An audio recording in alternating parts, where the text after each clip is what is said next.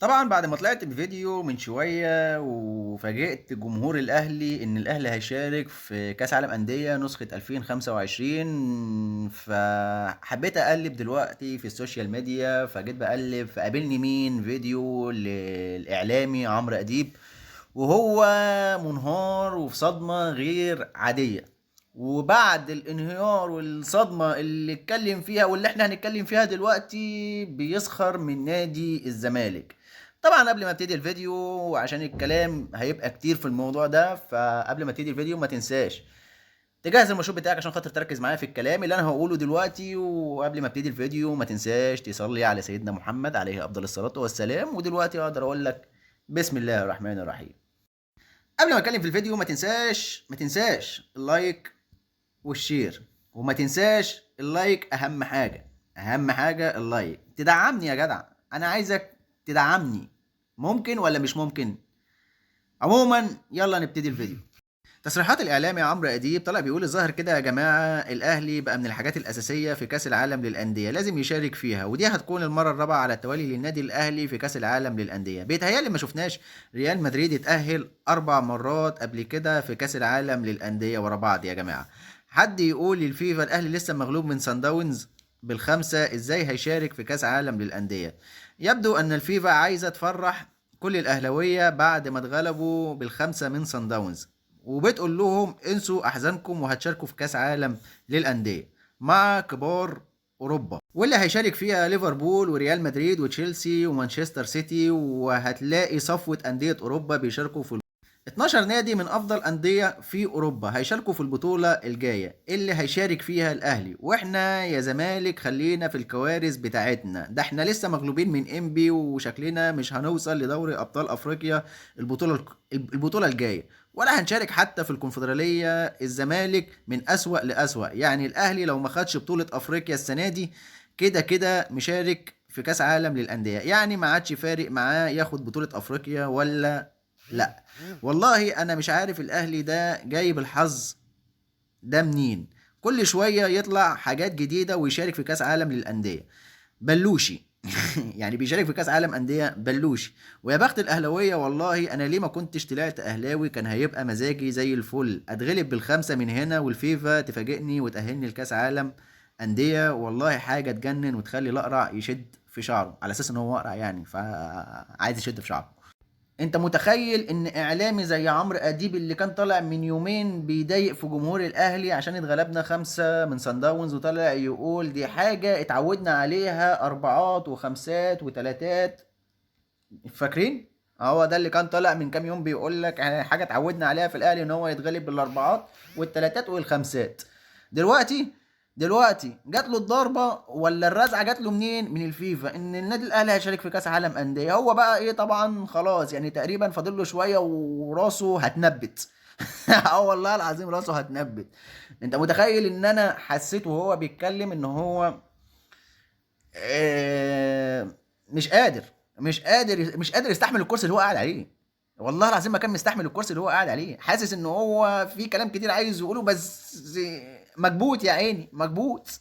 في ظل ان هو كان طالع من كام يوم بيضايق جمهور الاهلي بموضوع سان داونز، وان اتعودنا ان احنا نتفرج على الاهلي وهو بيتغلب بالاربعات والخمسات، ان هو يتغلب من ريال مدريد اربعه. طب انت مش مكسوف وانت بتقول بيتغلب من ريال مدريد اربعه؟ طب انا مكسوف ان انا اتغلبت مثلا من سان داونز ماتش 5-2. 5-2 وكانت كارثه بالنسبه لجمهور الاهلي. انا متضايق من دي، انا متضايق من دي. تخيل انت بقى مع نادي الاهلي تقريبا كان بيرزعك بالخمسه وبيرزعك بالسته، رزعك بالخمسه وبالسته وانت نسيتهم اصلا. نسيتهم ليه؟ عشان خاطر عشان النادي الاهلي خسر من صن داونز مرتين بالخمسه. انا مكسوف من كده.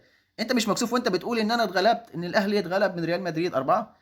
طب احنا كنا بنلعب ريال مدريد، انت كنت بتلعب مين؟ انت الماتش الوحيد اللي حسست نفسك انك انت خلاص عديت الفلنكات كنت بتلعب الهلال السعودي في كاس لوسل اللي هي قبل كاس العالم. على فكره يا جماعه انا ما بتكلمش على جمهور الزمالك، انا عادي والله العظيم ثلاثه، كلنا جمهور اهلي وجمهور زمالك اخوات. اخوات والله العظيم، وعمري ما هفكر ان انا احفل على حد الا لو لقيت اللي قدامي ده بيحفل عليا، ساعتها يستحمل بقى الكلام اللي يطلع مني.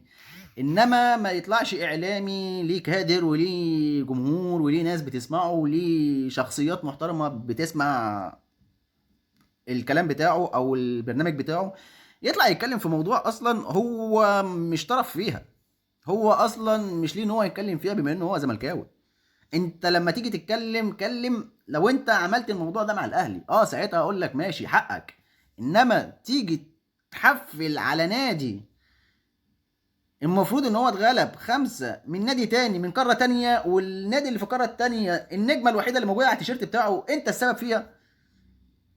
فانا مش حابب ان انا اطول في الموضوع، بس كفايه ان انا شفت الموضوع ده بعد الفيديو اللي انا كنت شايفه من كام يوم، ان هو كان بيحفل على الاهلاويه عشان خسر من سان داونز. انا بجد والله العظيم انا حاليا دلوقتي مبسوط ان انا شايفه كده قدامي ان هو مخنوق ومش طايق الكرسي اللي هو قاعد عليه. كان ناقص ان هو يلف بالكرسي، كان ناقص والله ان هو يلف بالكرسي. والله ليه حق والله رامز جلال يجي يقول لك كهربا اه والله العظيم انا مبسوط، والله العظيم مبسوط ان انا كنت بتفرج عليه، مع العلم ان انا كنت بحترم الاعلامي عمرو اديب او الاستاذ عمرو اديب، كنت بحترمه جدا والله. حيادي وكل حاجه، بس بيطلع منه كده فلاتات بتضايق الواحد.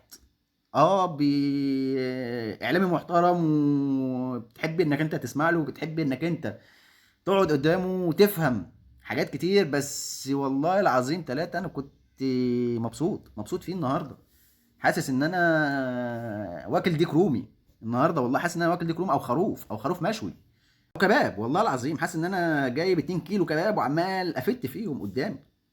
الحمد لله الحمد لله. بس هرجع واقول لك ان البطولات هي اللي بتجري ورا الاهلي، مش الاهلي هو اللي بيجري ورا البطولات. البطولات هي اللي بتجري ورا الاهلي، مش الاهلي هو اللي بيجري ورا البطولات. واظن ان احنا شفنا الموضوع ده كذا مره. عندك الاهلي كان طالع تالت دوري، طلع دوري ممتاز، راح دوري ابطال افريقيا. دي حاجه. عندك الاهلي طلع وصيف 2022 من دوري ابطال افريقيا، شارك في كاس عالم انديه الموسم ده.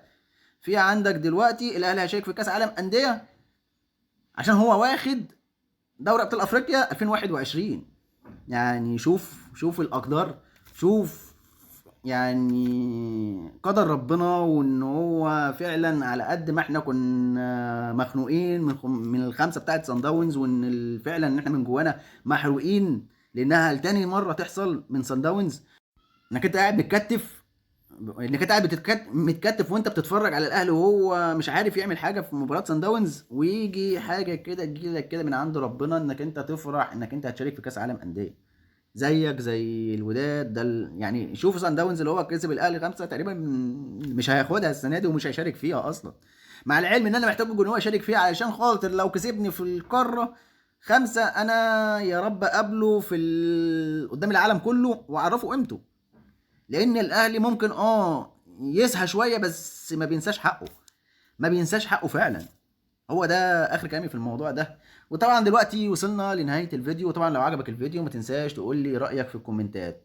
ومن ناحيه تانية لو عجبك الفيديو، لو انت بتتابعني من عن طريق اليوتيوب، ما تنساش تعمل سبسكرايب للقناه وتفعل زر الجرس عشان يوصلك كل الجديد بتاعي. وريت انك انت ما تنساش تدعمني بلايك. ولو انت بتتابعني من عن طريق الفيسبوك ما تنساش تعمل فولو او متابعه وتفعل زر الجرس عشان يوصلك كل الجديد بتاعي. وريت انك انت ما تنساش تعمل شير للفيديو عشان خاطر الفيديو يوصل لاكبر عدد من الجماهير المصريه. ودلوقتي اقدر اقول لك سلام.